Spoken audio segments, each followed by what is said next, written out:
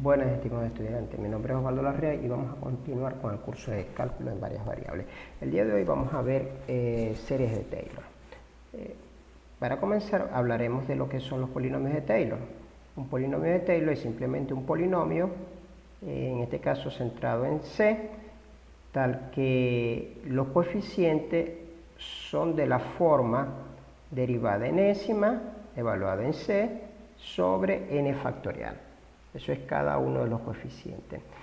Si en el caso de que sea 0, se le llama polinomio de Maclaurin, ¿está bien? En lugar de polinomio de Taylor, también.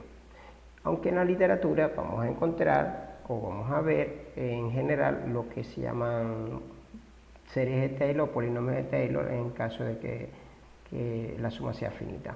Los polinomios de Taylor también se consideran, muchas veces se entra en el origen y lo van a encontrar en general así. Vamos a encontrar en este caso lo que es el polinomio de Taylor para la función seno. El polinomio de Taylor de grado 4. Entonces simplemente vamos a calcular un polinomio de grado 4 en el que sus coeficientes van a ser la derivada desde 0 hasta 4, tomando en cuenta que la derivada de 0 es la función, dividido entre el factorial, entre i factorial.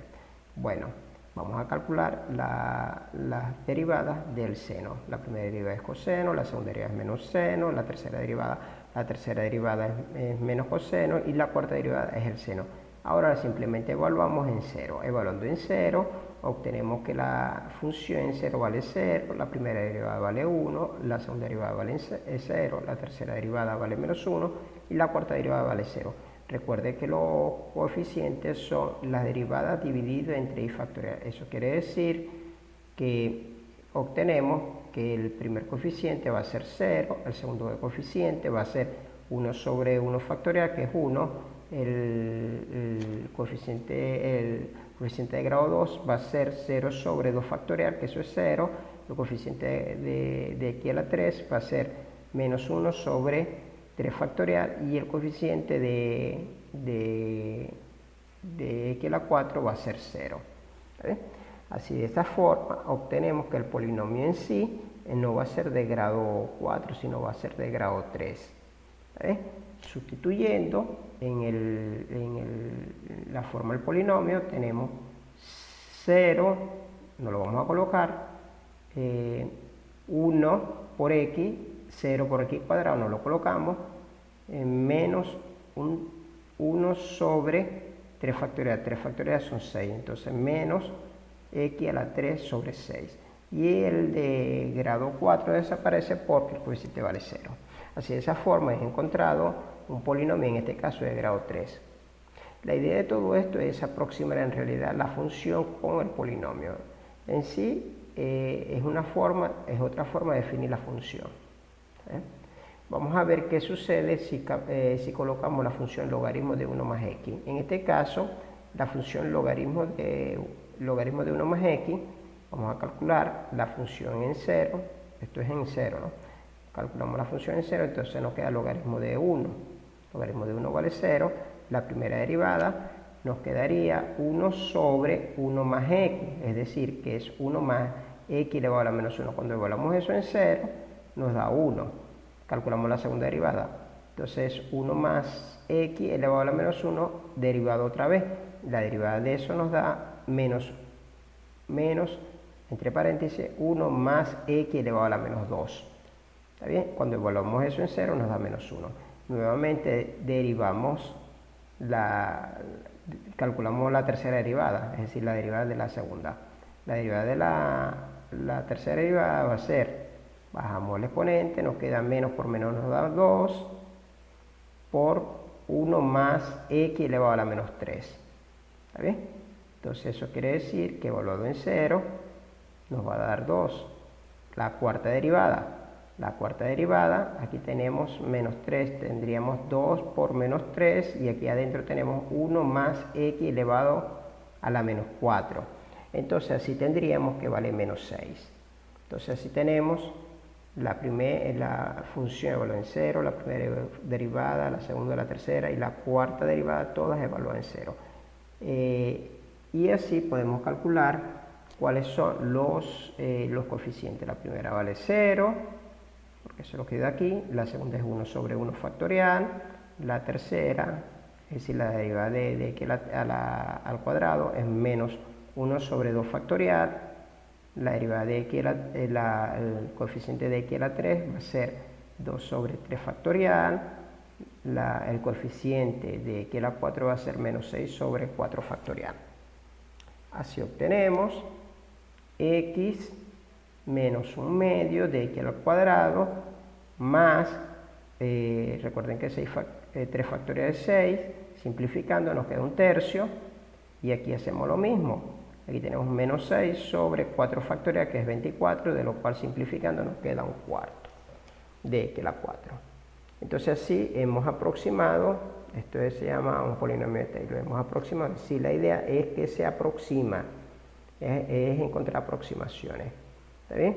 Si valoramos, si evaluamos la función seno, por ejemplo en 0,1 por su aproximación, vemos que en verdad la diferencia es pequeña.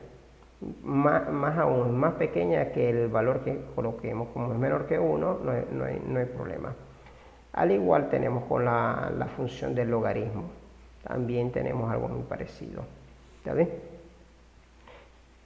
Aquí coloco un ejemplo, evaluar esto con 0,2 y verificar que en verdad también funciona.